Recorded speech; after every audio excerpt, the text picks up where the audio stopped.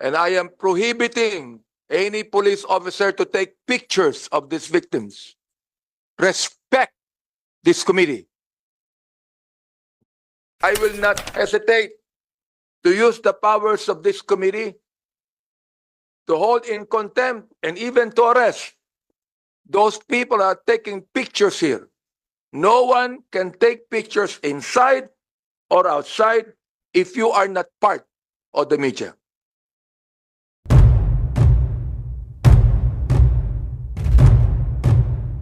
Lee case, Police Captain Renato Florentino. Let me say this, no, before anything else, ha. Meron tayo diyang mga biktima na sa labas, no? And I was told there are some police people that are taking pictures on them. If they do not want to be held in contempt, I do not want anyone to take pictures of anybody if you are not member of the media. I'd like to provide a holding room for the victims alone. All right? So provide a holding room for them. And I am prohibiting any police officer to take pictures of these victims. Respect this committee. Go ahead. Order, Colonel Cunanan. Where's the Cunanan? You tell those police that are taking pictures, all right, not to do it. All right. First of all, I'd like to congratulate a good friend, a judge from Manila, who is now the director of the National Bureau of Investigation. Congratulations. Palapakan natin. All right. I'm so glad that finally we have an able judge to be the director of the NBI. We also would like to recognize Representative Edward Maceda in the Zoom today. So, to all my colleagues and fellow members of the committee, ang mga resource persons po natin, and our guests that are with us today, magandang umaga po sa inyo lahat. As we convene for the fourth hearing of our inquiry into the alleged extrajudicial killings that occurred during the war on drugs of the previous administration, I wish to reiterate the guiding principles that underscore our proceedings, our quest for justice. As I've said yesterday, I am for the war on drugs. What I'm against is how it was done. What I'm against is when we have human rights violations. What I'm against is in a democratic country we have that we are being ruled by the bullet of the gun. Now, pinakita po natin dito na mayroong human rights violations. Alright? Pero gusto kong sabihin sa lahat na ayaw natin ng drugs sa ating bansa. We want peace. And I have called on you people today. Alright? Yesterday, nagkaroon kami ng hearing sa mga biktima. At nakita namin na ako, sabihin ko sa inyo, palagay ko hindi nagasabi ng kasinungalingan itong mga taon to eh. They are weeping, they're crying, nagpis yung mga yan, and they want justice. Sapagkat ang iba sa kanila, mistaken identity, minor de edad, drug user. Yung mga drug user na ito, kahit ng PDEA, kakampihan ako nito, hindi nila kailangan hulihin eh. Kailangan rehabilitate yung mga yan. Yung drug user. Yung peddling drugs, nais kong sabihin sa inyo, mga abogadong iba sa inyo, mga kapulisan kayo, ha? Naniniwala tayo that an accused is presumed innocent until proven guilty. Ayaw natin, dumating ang panahon na gagamitin ng mga pulis ang kanilang mga baril instead of obeying the rule of law. Kaya meron tayong hearing na ganito. And I would want to request that everyone ought to respect this hearing. This might not be a court, but this is a committee hearing by the Congress of the Philippines. Meron tayong batas po dito. And I do not want anyone to make a mockery of this hearing. Just to let you know about that, okay? Nais natin na maging mahusay po tayo rito. Kaya pinatawag po natin, kahit na yung hindi lang yung mga biktima, kahit na yung mga alleged na nandun sa panahong yan, na inaakusahan sila na sila po ay pumatay o nagbigay ng paintulot na patayin ang mga taong ito. So ito po ang ibig sabihin ng community hearing na ito. Yesterday, we focus on the families of the victims to allow us to hear their stories in full. As we have said from the beginning, we want to hear all sides of the issue. Balansin po natin ito. Okay? We do not want to be biased on one side. We want to hear all sides of the issue. So today, we will be focusing on the perspective of the state actors, those who were tasked with implementing the war on drugs. I will state this again.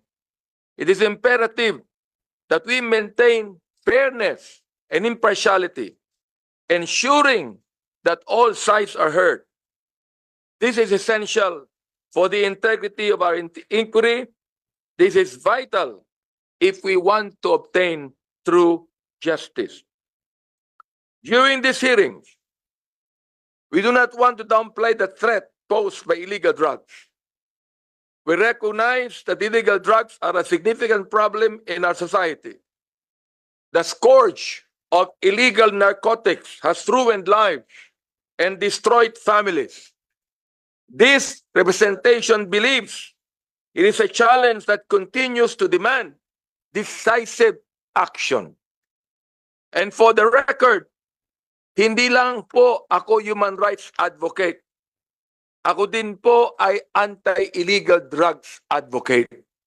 I do not believe that you must choose between one or the other. While we would like to arrest and put in prison all of the drug peddlers, we would like to give compassion to the drug users who are also victims of these drugs. And we want them to be rehabilitated.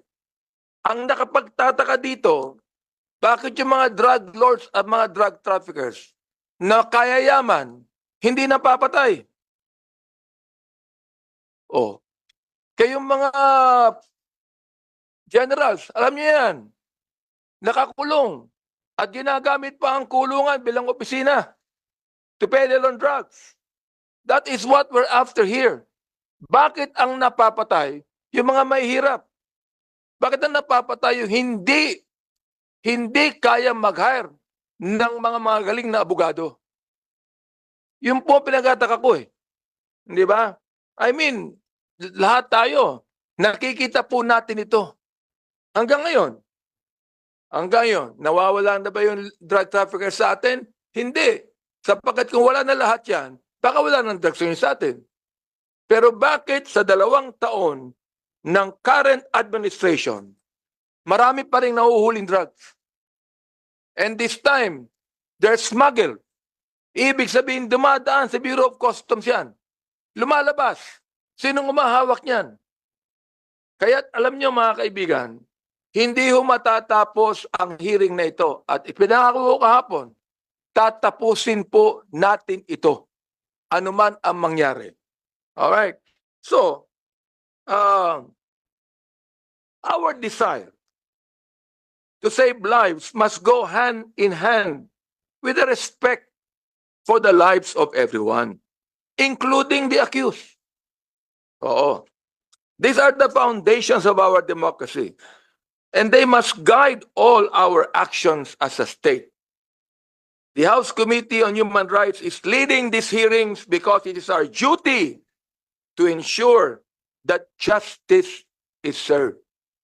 Bakit po kami, kahit na recess ang Kongreso, dapat ako po'y nasa distrito ko? Oo, upang makipagkita naman sa mga constituent ko. Nandito ako ngayon. Kailangan di ba? Kailangan po natin ito. All right. Duty natin to ensure that justice is served, not just through the enforcement of laws, but to the upholding of the values that define us as a nation. Our actions must reflect our commitment to fairness, accountability, and respect for human dignity. Gusto ko lang sagutin ang isang basher natin sa pahayagan na nagsasabi, o bakit pati ang Kongreso iniimbestigahan to? Bakit hindi ipaubaya sa executive branch of government? Sasabihin ko po sa inyo, the executive cannot implement any laws because the laws are being made in Congress. Hindi po pwedeng gumalaw ang Pangulo ng Pilipinas na hindi naaayon sa batas at ang batas ginagawa sa Kongreso. Hindi ginagawa kung saan-saan. Yan ang gusto kong makita po ninyo. Oo. Kaya nga po in aid of legislation to We would like to see the rules of engagement of the Philippine National Police. Nasunod ba ito? Yung batas na dapat meron tayong due process, nasunod po ba ito? Ito ba'y sinunod ng ating ilang mga law enforcers? Hindi ko nilalahat ang Philippine National Police. Kakampi ho natin yan sa peace and order. Alam po yan ng ating mga general. Kung paano kahit ako, kung mayroong human rights violation sa loob ng kapulisan, iimbestigahan natin yan. Alright? So before wrapping up, I would like to thank my colleagues here for their dedication and hard work, particularly for continuing to work through the recess na ginagamit po natin. Your commitment emphasizes the importance of these hearings and our collective responsibility to seek the truth. Again, let us proceed mindful of the gravity of the issues before us and the lives that have been affected. Kaya maraming salamat po sa inyo lahat. Before anything else, again, I would like to state, I will not hesitate to use the powers of this committee to hold in contempt and even to arrest those people who are taking pictures here. No one can take pictures inside or outside if you are not part of the media.